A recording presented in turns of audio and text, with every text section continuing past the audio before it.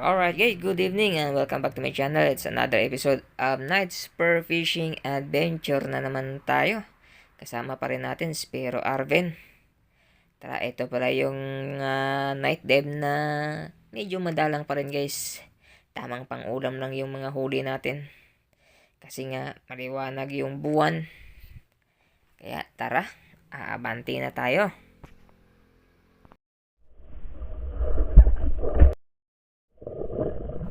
So ayan, unang huli natin, isang palawis or danggit guys. Ayan. By the way guys, ang video na to ay 3 consecutive night pala guys. Na iilan lang yung huli guys, tamang pang ulam lang. At ito isang spotted snapper. Ayan. Pinana ko na. Ayan, nakawala pa, sayang. Pero sinundan ko guys. Hinabol ko. At dito sa unahan, napagod na yata kaya huminto. Ayan, second shoot natin. Secured. Pang-ulam na guys. Eto, another spotted snapper.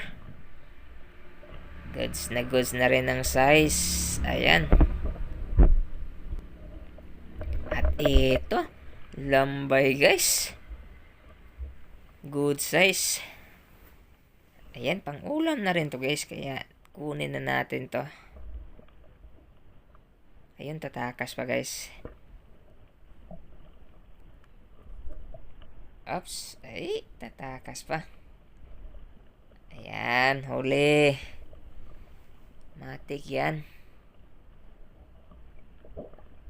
Madalang talaga yung isda pag maliwanag yung buwan guys. So dito may napansin akong magandang tingnan kaya binidyohan ko na lang. Ayan. Abante tayo. Isang ipos-ipos. Pohog.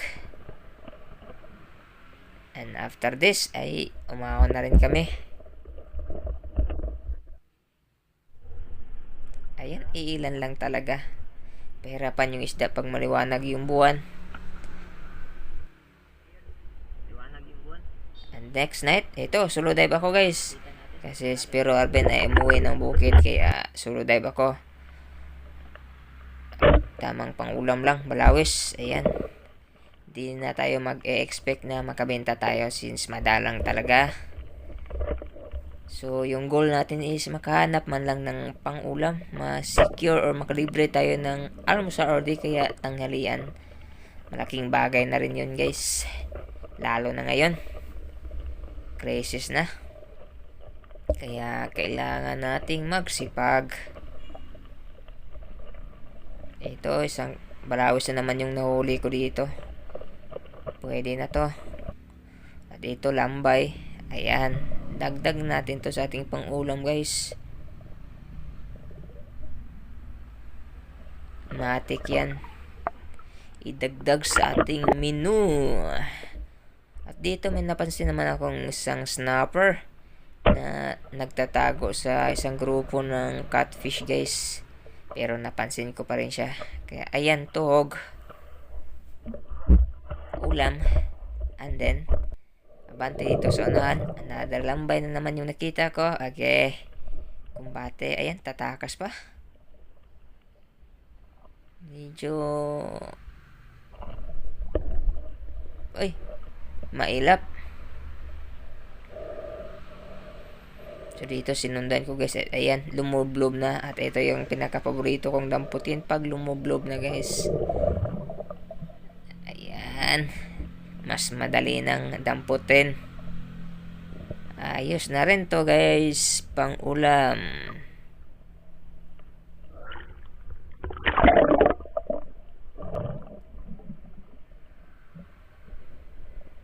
Dito another lambay na naman guys. Ayan. Dagdag na to sa ating Titanic.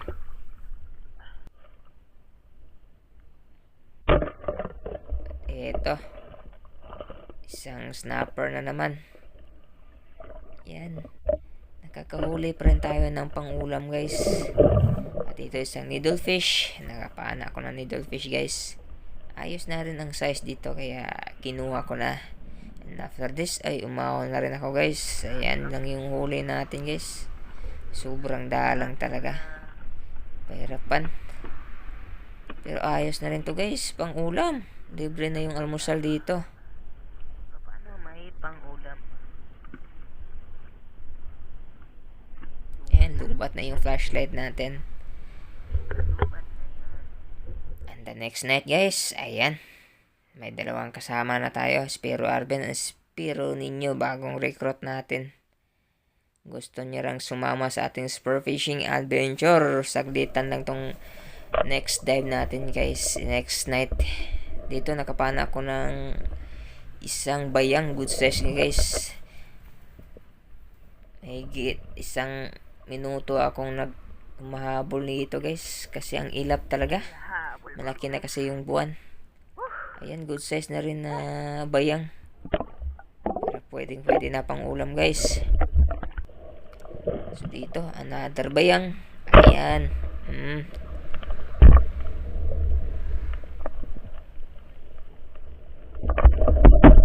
Ayos na ayos. At ito, another balawis.